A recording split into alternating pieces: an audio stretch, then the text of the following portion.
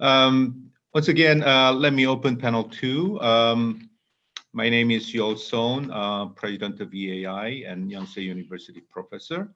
I'm the moderator of this panel. I'd like to, first of all, introduce the panelists, but I already spent some time, so the introduction should be brief. I'm sorry about that. First of all, from Brookings, Jeffrey Ball is a non-resident senior fellow in the Energy Security and Climate Initiative at Brookings and a scholar at Stanford University's Steyer Taylor Center for Energy Policy.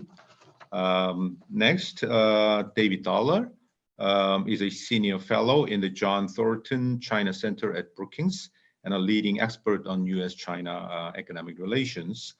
And next to Samantha Grove is a fellow and director of the Energy Security and Climate Initiative at Brookings. And finally, last but not least, Mireya Solis, who is a director of the Center for East Asia Policy Studies, Philip Knight Chair in Japanese Studies, and a senior fellow in the Foreign Policy Program at Brookings. Let me turn to EAI scholars. Youngja Bae is a professor of the Department of Political Science and Diplomacy at Konkuk University. She is an expert in political economy of technology. And Wang Hui Lee is a professor of political science and a dean of the Division of International Studies at Aju University. He is an IPE scholar in Chinese studies.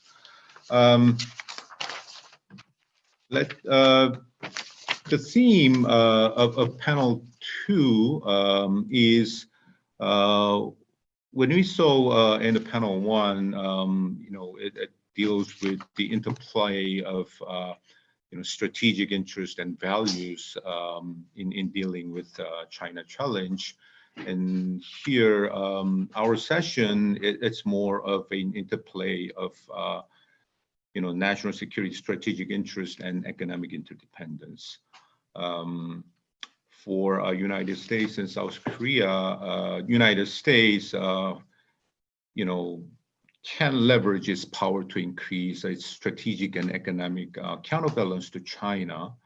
But South Korea is forced to play a much complex game that we saw in the earlier panel, given its deep yet asymmetric economic interdependence with China, and also demands for Chinese cooperation with regard to North Korean problems, threats. South Korea needs to accommodate China, while at the same time courting U.S. engagement militarily, but also economically, for example, advanced technologies. So it's very complex, game for South Korea, both, in terms of security and economics. So in that sense, two countries really need a strategic consultation and coordination over complex interdependence in the range of issue areas. I like to raise 3 kind of broad issues. One is sort of significant development in trade, investment, development, and energy, which is a negative nexus of economics and politics security that the latter part of the previous session dealt with. Weaponized trade and interdependence by invoking national security. South Korea underwent, THAAD retaliation by China and U.S. countervailing duties in the name of Section 232 on steel and aluminum, and the Japanese export controls over, chemical components, crucial to South Korean semiconductor industry. So all these are related to national security questions. So how can we restrain abusing or overusing, invoking broader definition of national security and strike a right balance of national security and economic interdependence? That's one issue. And that comes down to the China challenge. And clearly, Chinese mercantilist behavior is just disrupting trade, bilateral and global. And there are economic problems, definitely. Market barriers need to be addressed and dismantled. So in that sense, there needs a collective approach to China from United States and Korea. And likewise, we need to kind of distinguish addressing economic problems in China market and deterring and slowing down a Chinese rising by invoking national security concerns. So how do we distinguish these two and then make a right policy? And third, also reflecting the previous session, there's a compelling need, particularly in the realm of economy and energy, for rules-based economic order in the region that restrains Chinese predation, American protectionism, increase middle power spaces, sustain global norms, liberal norms. So can Biden administration move in that direction? And also, can the Moon government move beyond the traditional bilateralism of negotiating bilateral FTAs, then more proactively engage in plurilateral, multilateral, collective approach? That's the question we would like to ask. And for the order of today's discussion, we have more or less three on trade and tax. So we go first on that issue and then move to energy and environment. So let me go the order, start from Dr. David Dollar, and then Youngja Bae, Mira Solis, and then move to energy, Samantha Grove, Wang Jin Lee, and finally Jeffrey Ball. And then we get to a lightly moderated discussion. And if time allows, we get to audience questions. For audience questions, I think it's the same as Jung mentioned before. So please give us the email, the questions while we are discussing, and then later we collect and present it. So let me, with that said, first of all, I want to ask Dr. David Dollar. The China challenge is to be understood, like I said, as an economic problem.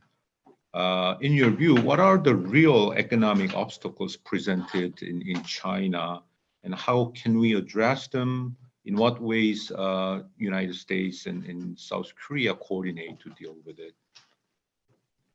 You unmute, please. Well, thank you very much. It's a great pleasure to join this distinguished panel. Looking at the U.S.-China economic relationship, the United States has a lot of different issues with China, and I think South Korea shares some of the concerns, but not necessarily all of the concerns. First, the U.S. has raised a set of macroeconomic issues concerning trade balances and currency. And frankly, I don't see a lot of sympathy among economists or among our partners in Asia. China's overall trade surplus has been very small for years. Its currency has appreciated very significantly. So I think it's been a bit of a side distraction for the US to be pushing these macro issues. Having said that, there's a whole range of micro issues which Chairman Yul Sohn already referred to that are a serious set of issues for the US and for others. And not to go into too much detail, but I would just point to some Chinese trade practices that are out of line with global norms. China is very protectionist about cross-border data flows, for example. Intellectual property rights protection is weak. There's a whole set of service industries where direct investment into China is restricted, and that makes it very hard to have trade in services if you can't have investment. And then you have the issue of research and development subsidies.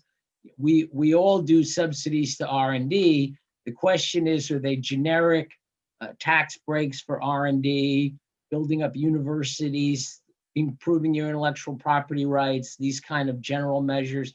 Or are you targeting specific technologies with subsidies? And it's the latter that we find offensive. Now, these issues have become so serious that you hear a lot of talk in the United States about decoupling the US economy from the Chinese economy. I don't think this is realistic at all. And I don't see that our partners like South Korea have any appetite for decoupling. So I think there's a bit of an argument between, do we separate from China completely, or do we try to address these specific practices that I mentioned? So I think it makes sense for U.S. South Korea and other partners to coordinate on trying to address these Chinese practices. I would say that's already implicit in our chorus agreement, which has chapters on cross-border data flows, intellectual property rights, subsidies, etc. And so the natural issue is how to expand. Neither the US nor South Korea is in the Trans-Pacific Partnership. So when we think about expanding this kind of cooperation, there's the global level where the ideal would be a new WTO agreement, but that seems very far off. A second best would be for the US and South Korea and other Asian countries to join the Trans-Pacific Partnership. I'm sure we'll get into that in more detail, but I think, frankly, for the United States, that's a very heavy lift. I wouldn't expect the Biden administration to get into that quickly. A possible third best would be to pick a subset of the TPP countries, which basically would be the advanced capitalist democracies, so Japan, Australia, New Zealand, and then bring in South Korea and the United States. You could imagine a plurilateral grouping of Asia-Pacific democracies that advanced economies where the United States could join that kind of agreement without the kind of controversy that would come from joining the TPP. So I think that's an interesting idea worth exploring. I don't want to go on for too long, so I just want to make the general point that I think the larger issue for the United States is this one I mentioned. Do we try to decouple from China, or do we try to change Chinese practices? And I really don't think decoupling is practical, and it's not going to have support in Asia. A country like South Korea can play a very useful role influencing the US decision on this. I'm sure President Biden, when he makes his first trip to Asia, he'll probably go to Japan and South Korea, try to bolster the security alliance, and there's broad support for that. I'm hoping he'll hear a very strong message that countries like South Korea are deeply integrated with China. They're not interested in decoupling. They're interested in changing Chinese practices. And if the US does not come back into the Asia-Pacific economy in a more serious way, then it's going to make life quite difficult for a country like South Korea. So I haven't given up hope that a couple of years down the road, a Biden administration might be willing to join the Trans-Pacific Partnership, but it'll have to be hearing powerfully from friends like South Korea that these kind of larger trade agreements are necessary to really set a good foundation for Asia-Pacific trade. And so I'll stop there. Thank you very much. Thank you, David. Yeah, it's really important points. In particular, I think reforms, regulatory reforms in China. It's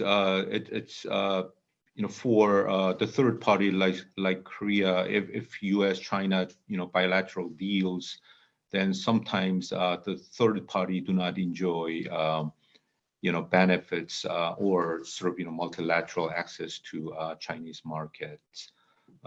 That's I think that's what I want to add. Then I think the next is Young Jae. My question is, the forces of U.S. China rivalry are prevalent in tags like 5G, AI, and semiconductors.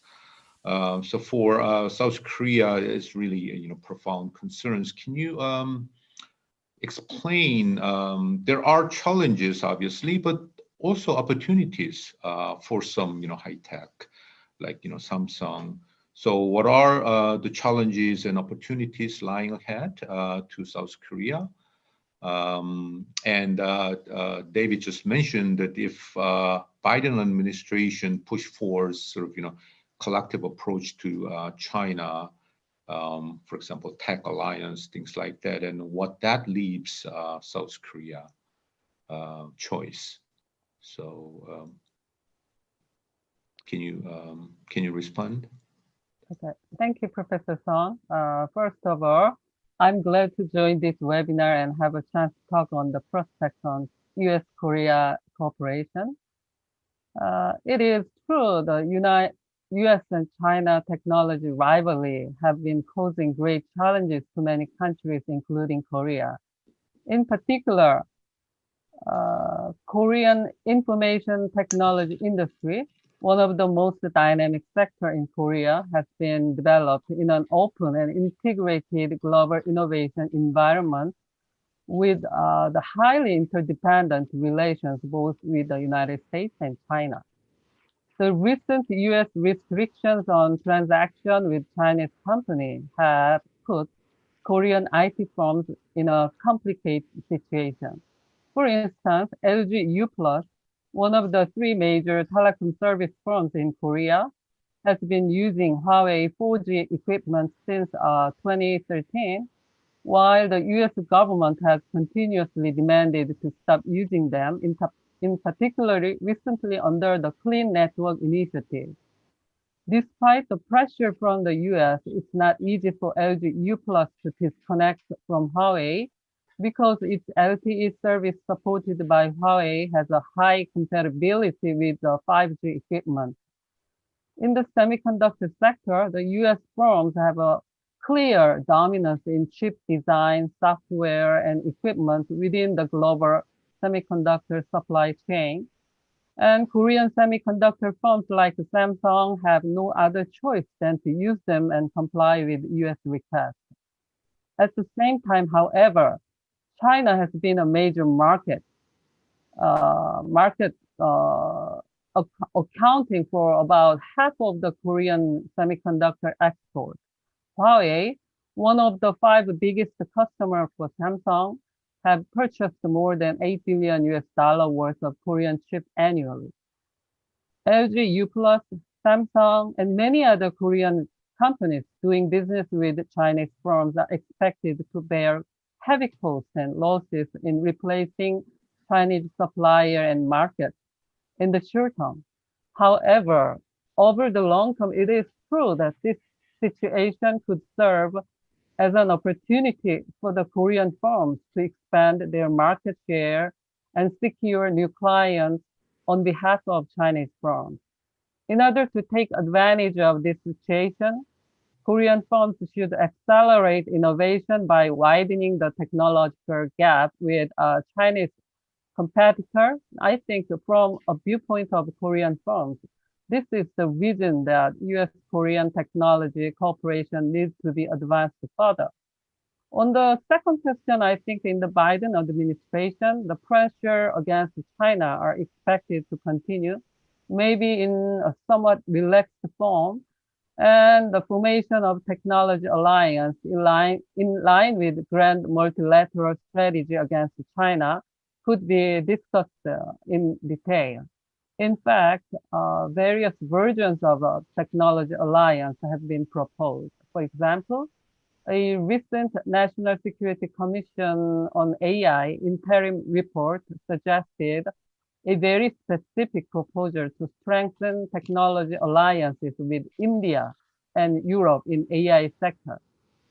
Whether in the form of an alliance or in any other ways, I think the U.S. and Korea should move forward on technology cooperation at various levels. At the government level, the Joint S&T Committee has been held for a long time. It stopped during Trump administration. I think now is the time that we should restart the committee and search for a new agenda. At the corporate level, the two countries have developed a kind of complementary structure of division of labor in some areas, so it could come up with more specific cooperation projects. I think all of these efforts would naturally lead Korea to deepen technology cooperation with the United States, which may not necessarily exclude the Chinese market. It is my opinion that U.S.-Korea technology cooperation had better proceed under an open innovation environment.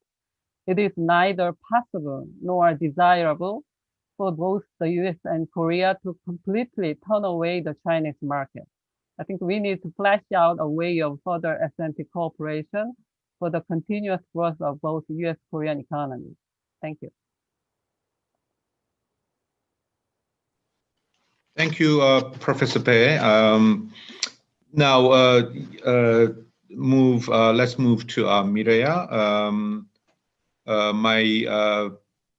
The question is for America's allies and partners in Asia. Utmost concern that has intensified during the Trump presidency is the U.S. status growing marginalized in the regional economic architecture. For example, CPTPP, U.S. is step out, and RCEP, U.S. is no member, and also the trust waning under aggressive unilateralism. So can the next administration change course? Will it be able to rejoin TPP? I mean, David has a pessimistic view. In a short term, and also back to multilateral institutions. WTO and global leadership. Can it restore? So, what's your view on these the questions? Thank you so much. Those are great questions, tough questions. So let me try to take them on. I see two major challenges for the United States going forward. One is, as you mentioned, the growing marginalization from the regional economic architecture, but also the need to repair U.S. credibility, which has been badly damaged after the decision to withdraw from the Trans-Pacific Partnership Trade Agreement, but also because over the past 4 years, we saw the Trump administration resort to unilateral tariffs with great abandon. So there's a lot of credibility repair boosting that needs to take place.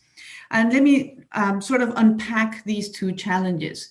As you mentioned, the planks of the regional economic architecture are now coming into place. We have now two mega trade agreements, the Comprehensive and Progressive Trans-Pacific Partnership Trade Agreement, which is such a handful, but nevertheless, it's a successor agreement to the regional TPP. And what is interesting there is that the remaining countries suspended just a number of provisions so that the United States could find its way back if there was a desire to do so. But nevertheless, they also showed that they're prepared to move forward if the United States does not want to join large-scale regional or trans-regional trade agreements. So the CPTPP is alive and kicking, so to speak. And now we're about to witness a major milestone for the other mega trade agreement, the Regional Comprehensive Economic Partnership without India. And that was a blow to the members, but nevertheless, you're talking about 15 countries that are ready to sign the agreement this weekend. And even though it's not going to be at the level of ambition of the CPTPP, it is important given the size of the economies. It is important because there will be some common rules that will further develop supply chains.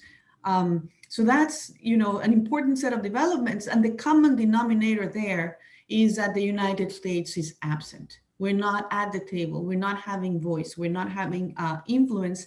And I think this is a matter of concern.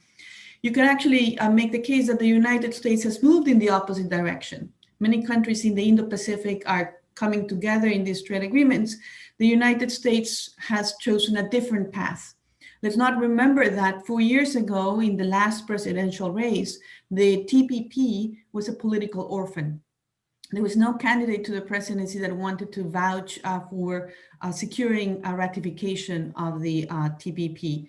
And one of the first acts of President Trump upon entering into office was to withdraw from the trade agreement. And 4 years down the road, when we look at the America First trade policy, I think the way I would characterize it is that it's been big in disruption. There's been a lot of upheaval with the U.S. China trade war, with the use or abuse of national security tariffs that target our allies and our partners. But I think it has actually, when we look at Asia, accomplished modest results. There was a small revision to the Korea-U.S. trade agreement that was not trade liberalizing. Then you have the phase one trade agreement with China that did not really touch on the core industrial policy issues that had been of concern to the United States, and where China is not likely to deliver on the full set of purchasing commitments. And then you have a phase one trade agreement with Japan that is narrow and does not really match the level of ambition of the regional TPP. So to your question, Yul, can the Biden administration change course? I think it can, and I think it will. In which ways? Well, first of all, there will be a return to multilateralism. I think that there will be a more constructive attitude towards fixing some of the problems of the WTO. It's a heavy lift. It will not happen right away, but I desire perhaps to offer a blueprint for reforms of the appellate body that many members have been eagerly awaiting for.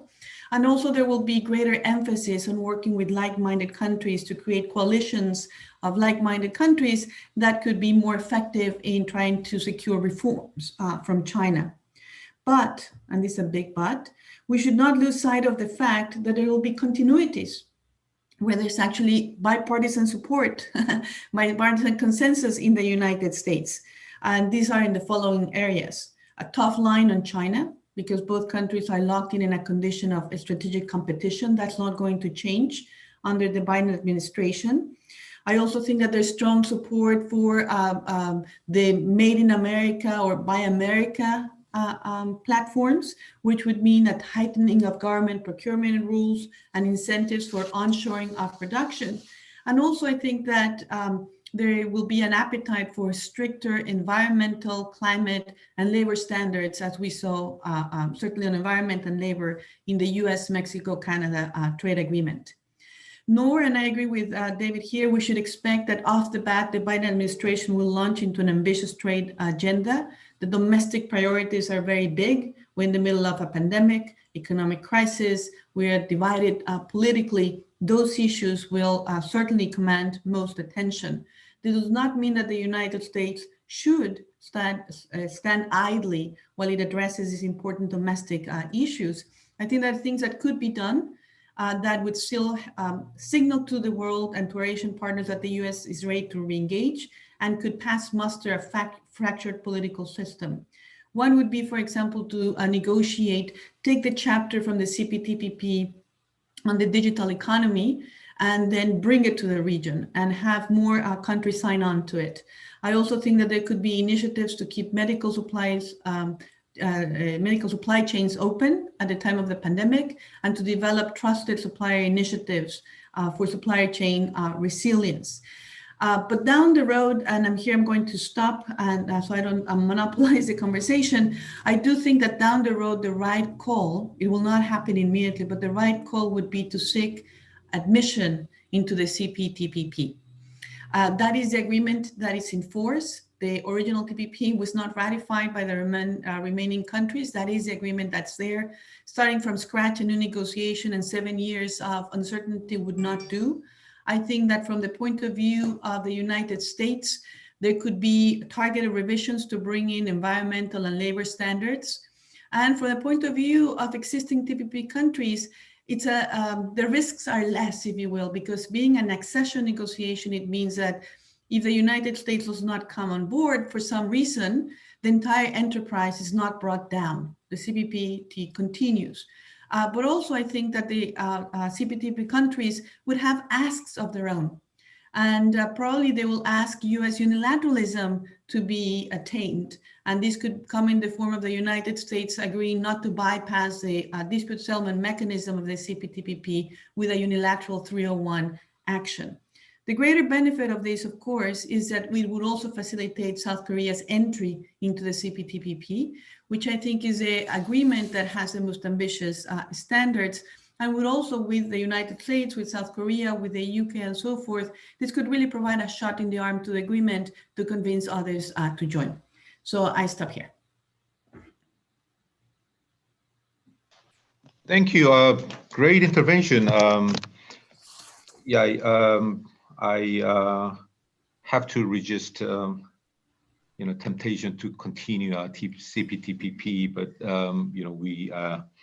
we need to talk now about energy and environment. Our next speaker is Samantha. In the context of U.S. China strategic competition, at issue is how energy sector is played out, right? So when we look at the rising, natural gas market, LNG market, U.S., China, South Korea, Japan, right, all complement with each other, in the market. But trade wars are here, and also, can you think of any important developments driven by energy security or broader, strategic calculations that affect the flow of, trade, production, and things?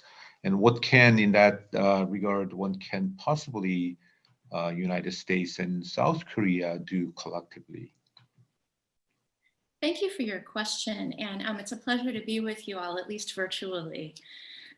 Development of LNG supply in the United States is really an area where the United States, China, and South Korea's interests are very much aligned. South Korea and China, or China and South Korea, are the second and third largest markets for LNG, respectively, with Japan as #1. And so clearly they have an interest in abundant and well-priced LNG supply. And the growth in the US gas supply has meant that United States producers are looking for customers. Because a lot of the natural gas that's produced in the United States is produced alongside oil, with oil being the primary product that they're looking for, there's an overabundance of natural gas in the United States, and that natural gas is very well priced. And so Asian demand is really excited to have access to that supply. And it's also priced quite differently than LNG that you see from other places.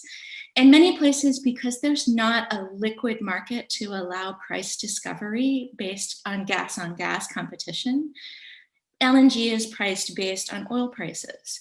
Whereas in the United States, we have a very deep and liquid market that allows price discovery at Henry Hub. So instead, US LNG is priced based on Henry Hub prices, plus fees for liquefaction and transport.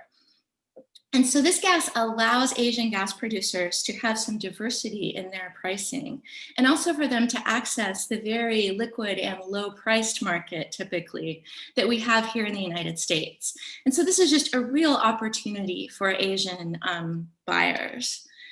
Also, as the United States has come into the market, it's become more of a buyer's market because they've provided extra supply. But they've also changed some contract terms. Contract terms are less rigid than they used to be. Typically, LNG contracts have what they call destination clauses that don't allow that gas to be sold elsewhere, whereas many US gas contracts have eliminated those clauses. So all of these things make US natural gas supply really attractive to those in Asia, particularly Japan, China, and South Korea, the world's three largest markets.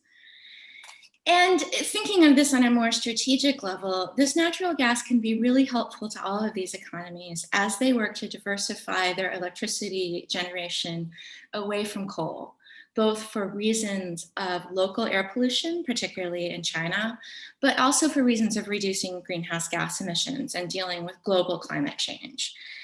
And so this supply sounds like it's great for everyone, right? This is a win-win for all, and I can stop talking. But the challenge here is that the US China trade war has really thrown a wrench into the works.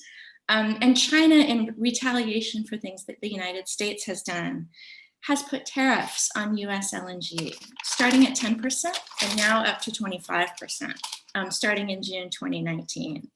And so this has greatly slowed Chinese purchases of US LNG.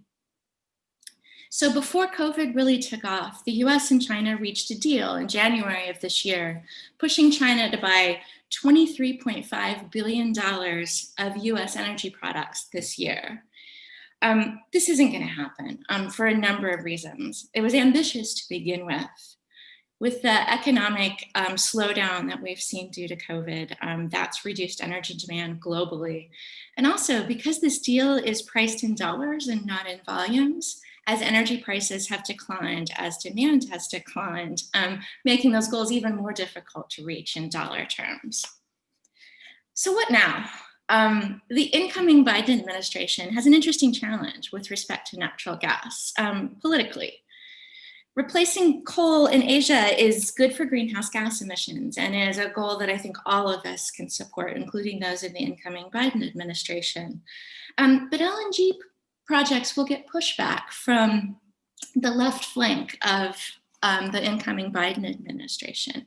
We're really opposed to any additional fossil fuel development, infrastructure, et cetera. But overall, I think the central part of the Biden administration and President-elect Biden himself is really pragmatic about this. He understands that it's good for the United States and for our Asian allies for LNG development to continue. He said that he will not ban hydraulic fracturing, the main technology along with horizontal drilling that has made all this gas production possible. And I think there's really room for the United States and South Korea to cooperate on a global, well-supplied LNG market. It's to Korea's advantage to help us resolve this dispute for China, to have robust LNG supply. My concern is if this dispute continues with China, that you'll see a slowdown in development of US LNG and projects delaying or not coming to final investment decision because they're concerned about their access to the Chinese market. This is bad for everyone. It's bad for the United States. It's bad for our Asian allies and customers. And it's bad for greenhouse gas emissions, as this gas is primarily being used to push coal out of the power sector. So if President Biden can sell this here in the United States as a positive for greenhouse gas emissions, and we can work with our customers in Asia to make this happen, this is very helpful. Gas may not be the final destination for greenhouse gas removal, but it's definitely helpful in the short term as the world is pushing towards a mid-century decarbonization goal. So there's a lot to be done between now and then, and I think the incoming administration will be willing to work with our customers to keep this gas flowing and to help resolve the really antagonistic trade relationship that we've had with China. I think that will be a difficult thing to do, but I think that energy products, and particularly natural gas, are a good place to start with this because our interests are so obviously aligned. So with that, thanks to everyone, and I'll pass it back to Dr. Sohn. Wonderful. Now let's turn to Professor Wang-Hee Lee. Just as Samantha said, that there's a good story of energy cooperation in the region. particularly U.S. China energy cooperation in clean energy and natural gas. What are your some key takeaways from that history as a reference for U.S. Korea energy cooperation? In particular, I think I read your paper. You mentioned that both in Moon government and in Biden administration pledged a Green New Deal, and you said there are rooms for cooperation. Can you elaborate more on that? Thank you, Professor Sohn. Hi, everyone. Now I'm going to talk about the Korea-U.S. energy cooperation. As you know, Korea has been a military ally and FTA partner over the past decades, but strangely enough, Korea has little experience in energy cooperation with America. For this reason, I look at the Sino-U.S. energy relations as a reference case. I think that the decades-long cooperation between U.S. and China has a significant policy implication for Korea. Yes, cooperation, but the first session is full of rhetorics of competition and rivalry. But in terms of energy and climate change, we can talk about cooperation even between America and China, which has been largely forgotten recently. But anyway, the first implication is that bilateral cooperation between the US and China has fluctuated widely between the low carbon option and a high carbon one. Until the mid-2010s, the aim of cooperation had centered on clean energy to prevent climate change. The Obama administration treated environmental policy as a key policy agenda at summit meetings and the strategic and economic dialogues. However, under the Trump administration, energy cooperation has undergone fundamental changes. Since the shale gas revolution, the US has emerged as the largest oil and natural gas producer, and President Trump has actively promoted the export of surplus resources. As a result, energy cooperation means nowadays China's purchase of US oil and gas. Let me move on to the second implication. China and US are the world's two largest energy consumer and CO2 emitters. Their way of cooperation will have a profound impact on East Asian countries. If the US and China opt for the high carbon cooperation, Korea and probably Japan will increase import of oil and LNG from America. Conversely, if the US and China turn to low carbon cooperation, Korea and Japan will be pressured to reduce carbon emission as early as possible. We can draw a valuable lesson from the experience of Sino-US energy relations. In America, as you know well, there are opposing views on climate change and energy. Energy policies can change depending on which party takes power. Thus, we should consider both views. When America pursues a kind of Green New Deal, clean and renewable energy technology will be the focus of cooperation. In contrast, while America is a net exporting country, oil and gas will be a key role. I think Korea is well positioned to cope with the policy shift in America. On the one hand, Korea is the world's third largest LNG importer and has been the largest importer of US LNG since 2018. US LNG can help the country diversify its energy supply chain as well as reduce its trade surplus against the US. As long as LNG is cheaper than coal, it can increase its export. In this case, I think an energy alliance can be added to the existing military and trade ones.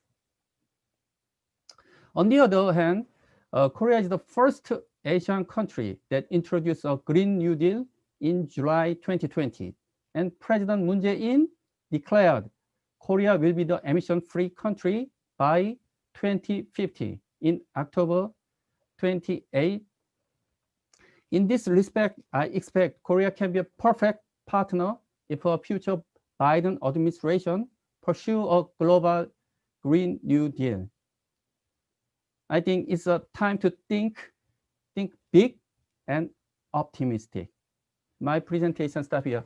Thank you very much. Thank you, Professor Lee. Very interesting talk, and let's move to our the final presentation, individual presentation. Jeffrey Ball, given your your paper talk that there's an entrenched interest sustaining dominant system of high carbon, particularly in the advanced industrial countries, and also in Asia Pacific. I read it, and I feel shame on the Korean government. Korean sector. There's a paradox in which those countries make transition to decarbonization domestically while exporting coal technology and those related infrastructure. How can we overcome such contradiction? Can you suggest the ways that enable key countries to cooperate low carbon, which in turn helps to alleviate possibly geopolitical rivalry? Dr. Sohn, thanks for the invitation. And let me just say that if there's reason for shame in South Korea, there's reason for shame in the United States and in China and most other industrialized countries as well. And I guess I'll just say, as by way of outset too, that I fear I'm going to be a little more pessimistic than some of the others on the panel. But let me just try to quickly frame this. I think there absolutely will be, will be a geopolitical rivalry for dominance in the shift toward cleaner energy. There already is, over everything from solar panels to batteries to electric cars. A number of people on this panel have referred to trade tariff fights, and that exists in the clean energy realm as well. It seems to me that the geopolitical goal in clean energy ought to be twofold. One is to ensure that the rivalry is in the right direction, which is to say shifting to cleaner technologies rather than preserving dirtier ones. And second is that to ensure that each country in the rivalry has done its own strategic analysis so that it has a sense of where in the global clean energy industry it's likeliest to play competitively. And that's going to require not just making clean energy cheaper, but also helping the very large swath of each of these economies that for decades has profited from dirty energy to reorient itself. That is to say that the economic challenge in the clean energy shift is not just a broad one, although it's often discussed that way, not just a broad question of whether dirty energy or clean energy is cheaper. It's also really importantly a narrow one, and that is who, not just among countries, but within countries, wins and loses from this shift, and how to cushion the blow for the losers so that they don't politically block the broader shift. And that means at the end of the day that what is broadly construed as a global geopolitical challenge of shifting to cleaner energy sources, to lower carbon energy sources, is likely to devolve into a host of very messy domestic political fights. So let me just take a couple more minutes, and I want to do kind of two things. I want to just review where we are in terms of energy and the politics around clean energy. And then I want to make a couple of suggestions. So very, very quickly to review where we are. Three points I want to make. Number one, the cost of renewable energy has cratered, has fallen dramatically in the last 10 years or so. Last year around the world, fully 72%, nearly 3/4 of all the electricity capacity added in the world was from renewable energy. That's an extraordinary figure. So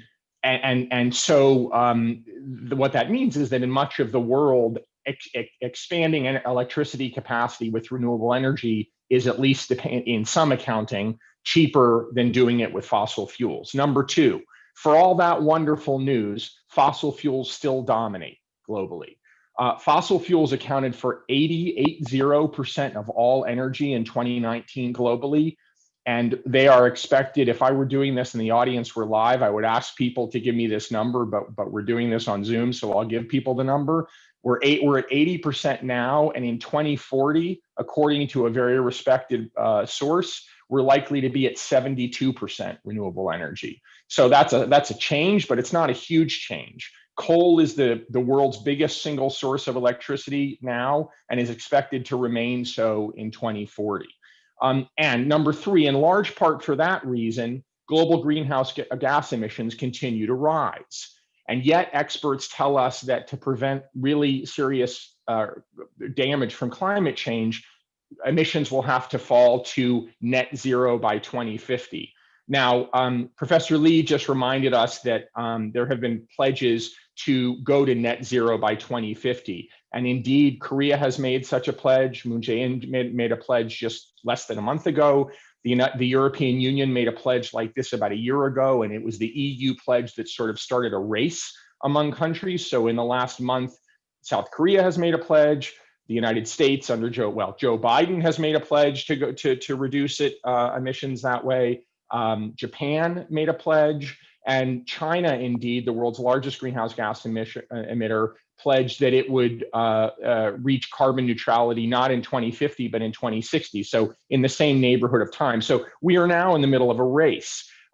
There are huge questions about these pledges, though, which is to say, the extent to which these countries are how they're defining the boundaries of these pledges. So are they considering their carbon emissions only in terms of what they do within their borders? And if that's what they're considering, then this is a really erroneous way to think about things, because these countries' effects on global emissions are largely a function of the money that they invest in building infrastructure in emerging economies. And all of these countries have traditionally been quite significant funders of, among other things, coal-fired power plants in emerging economies. And in the context of that, have built up very powerful domestic constituencies around that economic activity. So I'm going on too long here, but I just want to suggest a couple of things to do. One of these things is that each of these economic powers that has made these pledges to drastically reduce its emissions needs to shift financial incentives so that the move to clean energy, to financing clean energy internationally, is as economically attractive for its domestic constituencies as financing dirty energy has been. And that involves a deep strategic rethink on the part of these countries about where in the value chain they can play.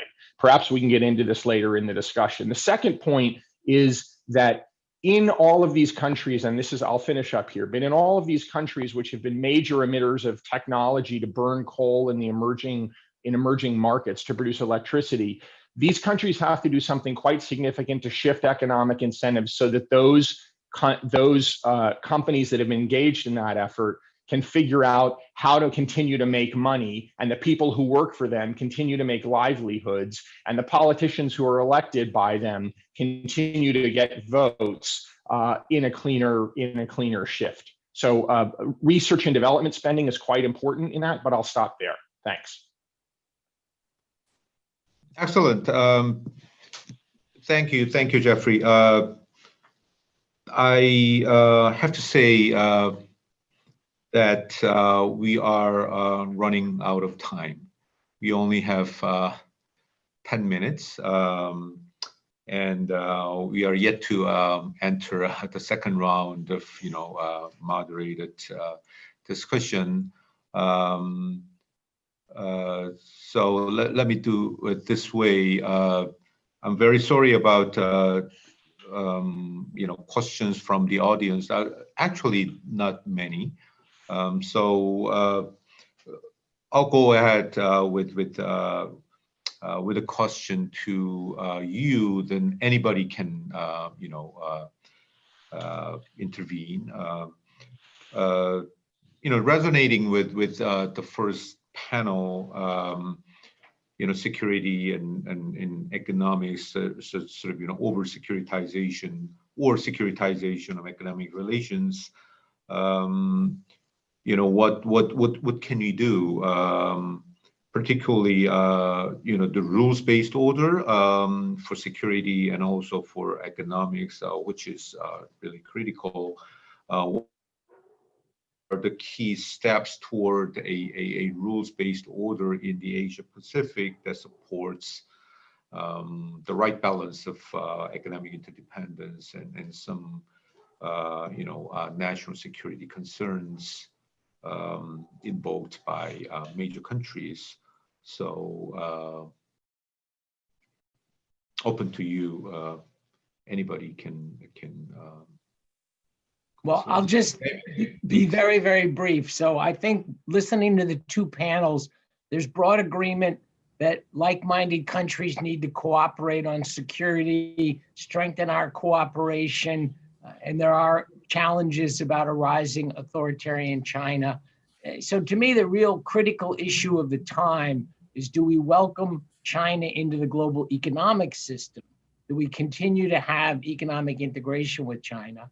And I come down strongly in favor of that, partly because I see that the costs of decoupling, not only would they be large for the US, but they would be enormous for South Korea, other Asian Pacific partners. I don't see Asia Pacific partners following the US down a path of real confrontation with China. So this is going to take some very artful diplomacy to rebuild the security alliance, but also try to reform the economic system so we remain relatively open.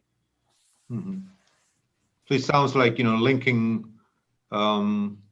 security, economics, and values. You say like-minded country. With shared values. So Mireya, please. Thank you very much, Yul. I think that really is one of the most significant questions of our time.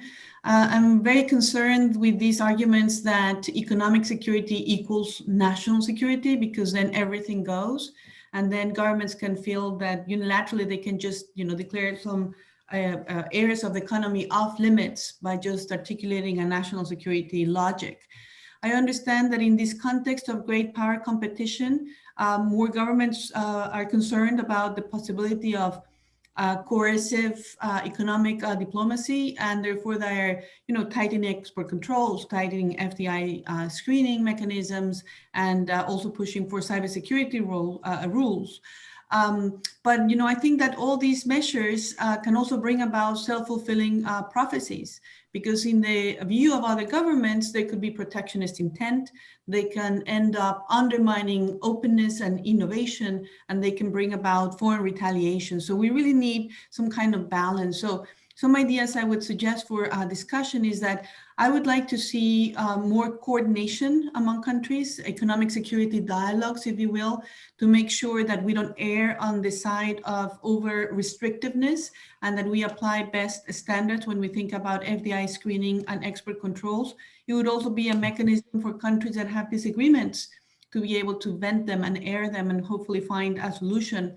I also think the US could do a lot in terms of what I would regard as a confidence building measure, and that is to tighten its own rules, say the Section 232, which allows the US government to impose national security tariffs. The process has been too lax, and therefore we have tariffs that do not really accomplish a security goal. So if we were to go back into that and make sure that only in genuine case of national security could such a measure be authorized, I think that would be a step in the right direction. And my last suggestion is that when the US tries to bring countries on board, obviously they have to be mindful of what David just said about the huge cost of decoupling, and therefore it should articulate policy measures that are not just directed against China for China openly, but are targeting a specific behavior or security risk. And I think that you would have greater buy-in from other countries who share concerns if you don't make it a China bashing exercise. Great.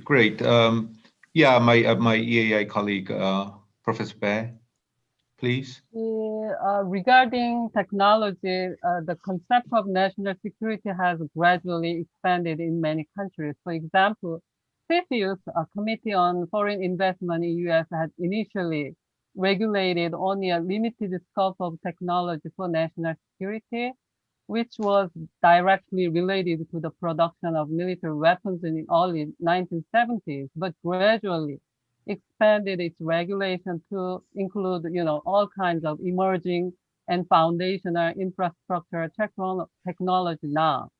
I think it's desirable to restrict export and investment only for, technology that have obvious national security implications. The problem is that it is difficult to determine and specify exactly which technology and product should be allowed for the regulation from a national security perspective, because most of the technology take on the nature of civilian military dual use. Now, individual country decides what technology items to regulate. I think it seems to be necessary now to discuss the relationship between national security and trade investment in a multilateral framework. Everybody is talking about reviving CPTPP now. That might be a good starting point, and to make concerted effort to narrow down the regulatory area. I think leadership role of the United States is important in this part. So I hope the Biden administration will play an important role in forming a multilateral norms on relationship of trade investment and national security. Thank you. One last comment. Okay, Samantha, please.